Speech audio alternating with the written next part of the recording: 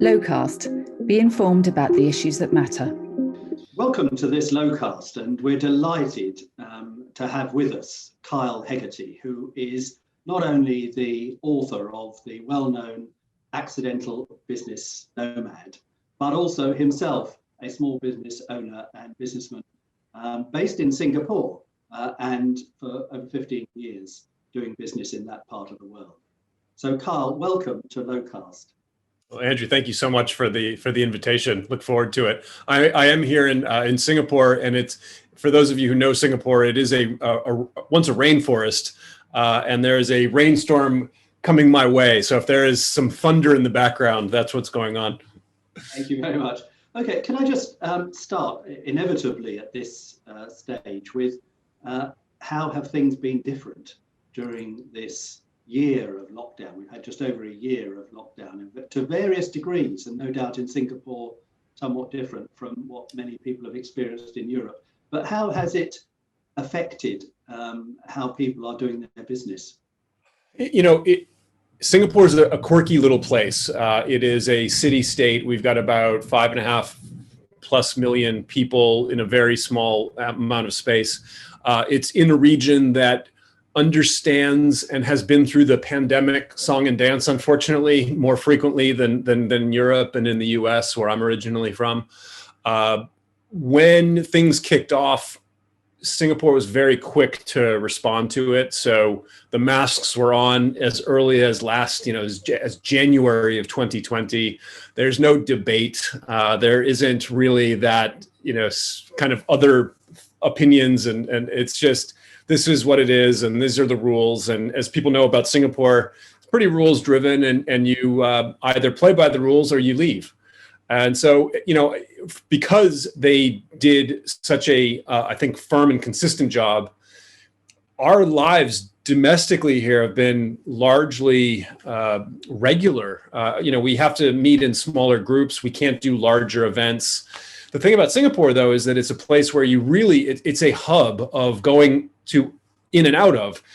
So we can't leave, or rather we can leave. It just makes it unclear if we can ever come back or when we can come back. So for many people in Europe, they know Singapore from the point of view of stopovers, quite often quite short stopovers. But as you say, it must be a tremendous hub most of the time. But in the last year, it must have been, to that extent, deserted by travelers. Some of the industries were absolutely gutted. So the entire airport, the famous Changi Airport, I think, has turned into a bit of a ghost town, and probably the smaller economies that circle that. The hotel industry has obviously taken a hit. It's interesting, though. I think that domestic consumption, I haven't seen the numbers exactly, but domestically things are okay. The country has always been in a very good fiscal position. So I think that they had the cash to be able to withstand some of this. But Singapore's a trading hub. And so most of the money that comes in and goes out is due to international or foreign exchange and foreign trade. With that massive slowdown, I think the country took a pretty big hit on that. And anybody in those industries got hit as well. Look, everything turned digital. And I think that's probably a big chunk of what we'll talk about today is the fact that you can work overseas. You can work internationally without a passport now. And that's really a first. I think the last... Yeah, that is really interesting, isn't it? And that's indeed, I think for those who are watching and listening to us, I think they're really interested in how the culture may be shifting. So although we have a digital culture, and I know from my point of view, I've had big business meetings at 9 a.m. in the morning, that's 6 p.m. in Tokyo, and we're all kind of just coinciding. Yes. And having conferences, which frankly we wouldn't normally be able to have because there's more people involved and it's easier to book up and so on. But how far has this really changed business culture in a permanent sense? Or do you think we'll start sliding straight back into some of the old ways? I think it'll probably be something in between, and it'll, of course, there'll be massive variance. The salespeople, I'm a sales guy at heart, I think, and that's my background. The sales teams that I've talked to and worked with, the sales teams that sell more transactional based products, services, they're doing okay. It's a more of a phone-based or web-based type of sale. The enterprise stuff, it's the larger deals.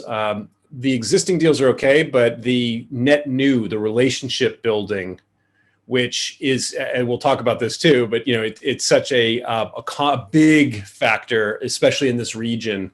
The face-to-face meetings, the time spent doing the lunches and the dinners and the that type of thing. I think the larger accounts and the net new relationships, that's where we've taken a hit. I know I have. It is harder to get and meet people at a networking event virtually. It is not the same experience. And I think that people are going to be eager to get back to that type of face-to-face thing. But a lot of the daily stuff, a lot of the things that possibly, certainly me, you as well, where we might have jumped on an airplane a year and a half ago to go for a meeting or for a conference, an hour, 2-3 hour flight away, that's probably not going to happen, certainly in the near term, as frequently. So I think that there's going to be some changes from that standpoint. But I don't think we've cracked the code in terms of solid net new relationship building. If you see this from a business person's point of view, and I mean the Accidental Business Nomad is great from the point of view understanding that that there are major cultural differences, and these have big impacts in day-to-day business activity, and if you don't understand them, you'll get, I think as you describe it, that sinking feeling inside. But what you're suggesting is actually we might end up with people thinking that they can do quite a lot of the day-to-day business digitally, but they may neglect the fact that in order to be able to transact that business effectively, they've nonetheless got to establish a relationship, and that's not easily done digitally. It's not. I think it takes more effort and awareness on both sides of the screen for that to happen.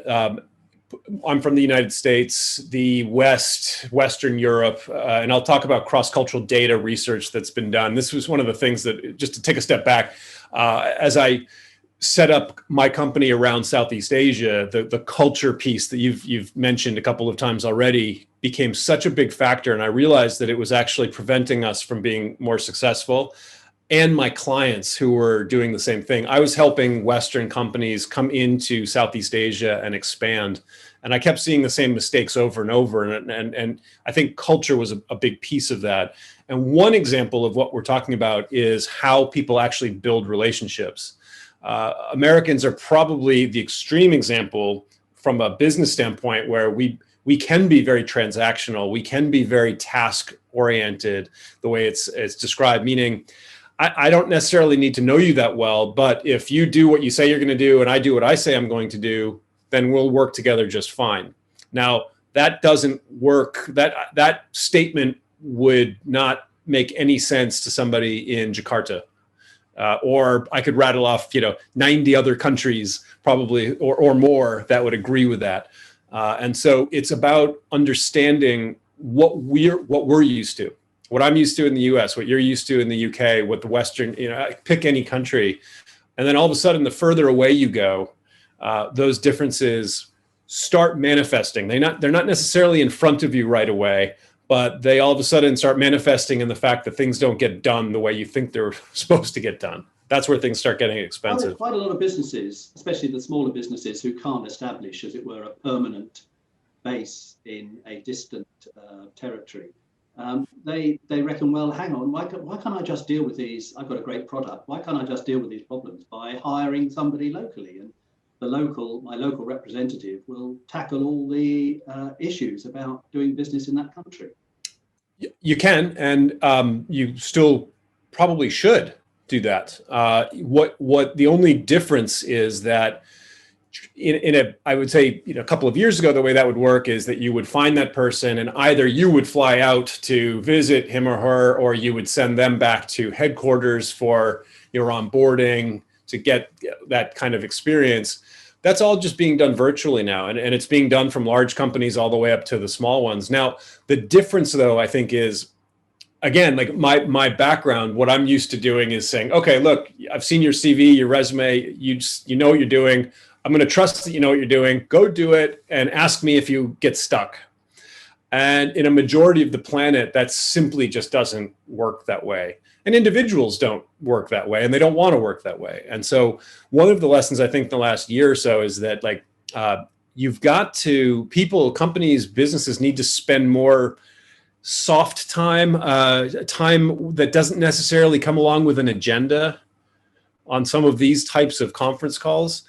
That sounds exactly like, of course, my background is in government and politics, and you're describing soft power as opposed to hard power. Of course, from the American point of view, they used to rely on hard power. Let's not talk about our track record with soft power. Yeah, we can. Well, President Obama tried very hard on soft power, but I'm not sure that it entirely worked. I can see what you mean about the soft power thing. Yeah, I mean, I think that, and it's one of the things, and I'll send you all a link to share with people. I put together a couple of documents, and I mention them in the book, and I allude to them on a website people can download for free. But some of them is that, we all get into routines in a business conference call, and we kind of have our boring small chat before we get started. We talk about the weather. I've already mentioned the weather, but we end up talking about the basic stuff. That doesn't really move the needle. That doesn't build relationships at all. And so what I've put together, and others have as well, is smarter, more calibrated questions to start getting conversations a little bit deeper, possibly a little bit faster. But one of the recommendations that I make, if you've established a partnership in another part of the world, carve out extra time and start asking some non-work related questions, or some questions that are more peripherally related. So, if you are doing business for the first time in, I mentioned Jakarta, so we'll use Indonesia as an example. Talk to your partner. What's a book? What's a movie? What's a social media personality that they would recommend that you listen to, read, watch, that would get insight into either the history or the culture, the way things are done? It's such a basic question, but it's not often asked. And I think that's an interesting, it's a great question between an American and a British, conversation as well. Any regions, I think it's fascinating in terms of what answers you would get. Well, it is. And I think it points to what I was going to ask you, because you're based in Asian Business Hub. But for those who are not already familiar at all with Asia, there's often an idea that there is such a thing as an Asian business culture. But I know from my personal experience that, because I know Japan well, and I know that Japan behaves very differently from many other Asian cultures. So, and even I suspect because clearly in Singapore you've got Malay and Chinese business people. In different places, you've got different mixes. And even the Chinese business culture presumably varies a lot between Hong Kong and Singapore and Shanghai. Massively. Taiwan. They're all different, aren't they? It's a really important point. I try and make this early in conversations, which is, don't confuse regions with markets. And that's something that it's a flag. If I'm talking to a new company, a new person who's thinking about expansion plan, and they go, well, we've got our Asian plan, and here's our Asian market strategy. It's an immediate red flag for me in that, what market are you talking about? There's no such thing as the Asia market. There's dozens, if not more. The Japan example is probably the clearest. Here in region, most of the job titles, if you are, it's often referred to as APJ, so Asia Pacific J, Japan. Japan is just as foreign to Singapore as it is to the UK. And then going in deeper to, say, India, I'll do sales training with teams. The sales training approach is going to be very different in Bangalore than it's going to be in Delhi. And that is not, it would be possibly, you could have a very strong argument to say that India is not a market either. There would be very big differences across the territories or the regions within India. This is a very big world. It's very complicated. And I think in many ways, it's actually becoming more fractured from a market standpoint. I think that there's more focus on localization than there was 10 years ago, as one example. Kyle, can I ask you about Europeans, as you've observed them in Singapore and other places across East Asia? Because I mean, it's evident actually some European countries have been very successful in business. So, for example, the German penetration to markets in Asia has been really good, very effective. And I think they would say, well, actually, it's about products, it's about engineering. It's not about our having any special cultural adaptation. But I suspect for many Europeans there is a feeling, and I wonder whether you would go with it or reject it. There is a feeling that there are places which they understand better and understand them better. So, for example, you were talking about Jakarta. You know, if you're Dutch, maybe you understand Jakarta better than maybe other Europeans might. Is that true, or is it a falsehood? I mean, do the neo-colonialists amongst us realize that familiarity bred contempt, and actually it may be a very double-edged sword if you go thinking you know your way around? I'm going to try and avoid my kind of opinions and anecdotes, and I'll talk about the data, because this is not, this is something that's actually been studied, because it's an important point. And the studies that I've read have actually shown correlations between the histories of countries. So especially in Western Europe with the colonial stories across the region, there are now closer ties between those two nations compared to other nations. So the Dutch with Indonesia has there's more business crossover between those two countries than places where the Dutch weren't colonizing across Southeast Asia. And that's still lasted to this day, which I think is pretty fascinating. I do think that this is my opinion, I suppose. I think Western Europe has a faster realization of the cultural differences that are out there and their impact of those than my fellow countrymen in the US. I think that, and I think that there's logical reason for that, which is that they are closer to wildly different cultures that have hundreds, if not more, years of history behind that. I mean, Western Europe is a perfect example of that level of diversity, whereas the United States has a very different sort of melting pot-esque experience. So when you get American companies coming over here, oftentimes there's a little bit more of a learning curve. My biggest client base is German, and I think it's because, as you alluded, the Germans have done a very good job. They're a big economy, so statistically it makes sense, but they have done a lot of work over here to build that. But I will tell you, and I think that many German companies will tell you, is that they wrestle on the communication part of it. And I'm not talking about the language, I'm talking about some of the invisible stuff. That's the culture stuff that I noticed for the last 15 years. We talked about how working styles can vary. The German examples, which are most common, would be how they communicate ideas and how they handle conflict or disagreements. So it's a perfect example, and there's interesting data that's actually studied this. So again, hopefully this doesn't come across as just some American guy spouting off, bar stories. This is like what I found fascinating is that there is, after World War II, there are decades of research that's been done that look at defining and measuring cultural behaviors in different parts of the world, and then comparing and contrasting to understand what those gaps look like. In the German example, one of the most common problems that happen is that the Germans are, from a communication standpoint, very direct. They also tend to solve problems via confrontation or to be direct about it. They're going to tell it like it is, and they're just going to think that everybody or the person that they're communicating with can just as easily separate the problem from the person as much as maybe they do.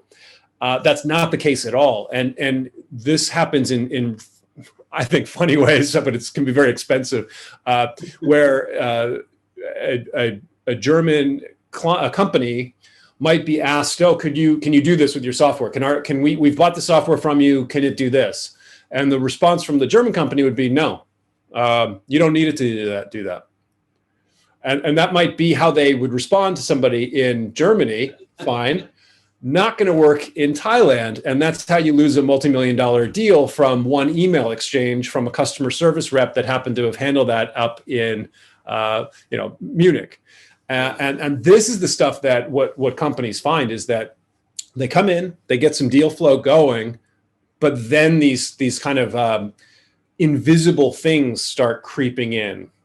And I think that because Germany has been here for a while, I think they've done such a good job at the expansion. And quite frankly, they and again, I'm speaking in generalizations here, but I think it's why I have so many German clients is that they are willing to put their hands up and say, you know what, there's clearly a gap here and we need some help to fix it. And we're open to fixing it. You did mention about culture and language and differentiating between those two things, but presumably language can be very important. I mean, I know in Japan, they don't expect most of those foreigners visiting them to speak Japanese. Even people who live there takes some time. But yes. To give you just, I'm afraid, a very straightforward example, British ambassadors in Tokyo speak Japanese well. American ambassadors in Tokyo speak English. So, and it's kind of expected. We know where we are with it. Yep. I think these things make a big difference. And the less, as it were, the less hard power you have, the more language is a way of introducing cultural difference, understanding cultural difference. 100%. Cultural bridges. So I agree with everything that you just said. The challenge that companies like myself face in the region is that, and what happened, I think, years ago was that companies would go to Japan first. When we talk about Asia, clearly biggest market, biggest opportunity, it makes sense to go there first. What has happened since is that now they're going to places like Singapore, somewhat Hong Kong,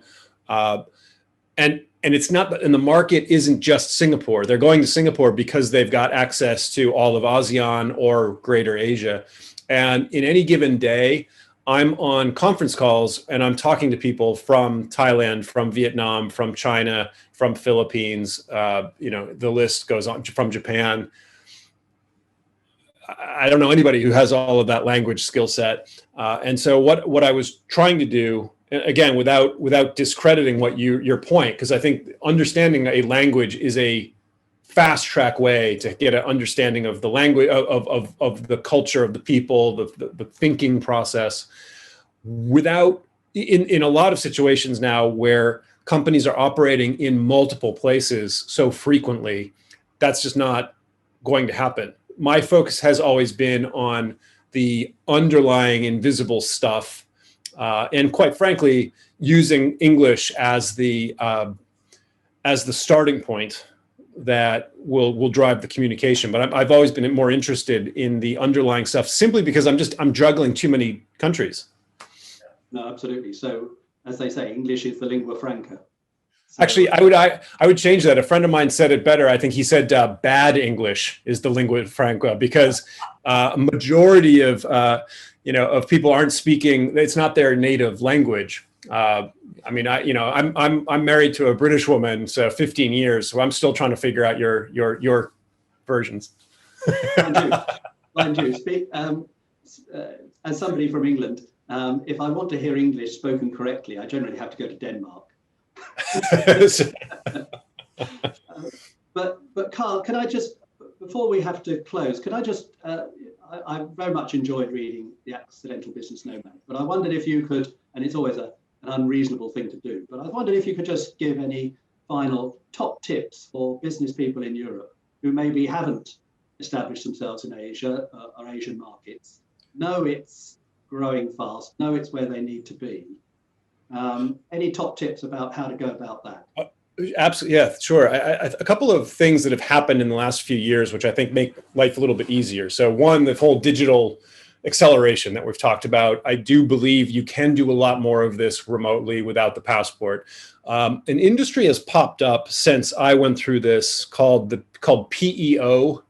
if companies are looking to expand, and what PEO stands for is professional employment organizations, essentially what they do is they handle the paperwork, the legal, the hiring, maybe hopefully the firing, because if the gray hairs from my head came from all of those headaches and trying to understand hiring regulation. I mean, in Europe is a perfect example of the maze of difficulties of trying to hire and do the paperwork correctly. Southeast Asia is no different. So my first bit of advice to anybody looking seriously at expanding is to outsource as much of this stuff as possible. I think that some of these industries have not only been created, but they're now at a point where they actually know what they're doing. So you outsource the hardware, the technical stuff, the accounting, the taxes, the hiring, the paperwork. That gives you more time to focus on the soft stuff that we've been talking about throughout this entire conversation. That's where, and you think you need X amount of time, probably double whatever you think, double that time. The other bit of advice is to slow down. And I think that there is a rush to go into these markets. They are growing. They are probably recovering faster in some ways because they probably handled the whole pandemic better, one could argue. So I think there's going to be more of a faster uptick. We saw that after the global financial crisis. What we also saw was Western companies rushed in very quickly to get a piece of that growth. And I saw on the ground a lot of companies getting burned, making the mistakes that we've mentioned already today, and very quietly going back. Those are the stories that you don't hear about the companies that show up and screw up and then kind of run back home with their tail between their legs and they've lost a couple $1 million. So I think that we're actually up against that again, but it's the companies that are aware of these problems as a starting point. The ones that ask smarter questions and that spend more time building relationships. I think that would be really my starting point advice to anybody who's seriously considering expanding here. Thank you, Kyle. Thank you for those great tips. And in addition, of course, they can read the Accidental Business Nomad, and that will help them along their way. So Kyle Hegarty, thank you very much indeed for spending time with us on our LOWcast. Thank you so much again for the invite. All across Europe, there will be people who will be better informed about the business prospects and how to go about realizing growth for their businesses in Asia in the times ahead. So thank you very much, Kyle. Kyle Hegarty, thank you from Low.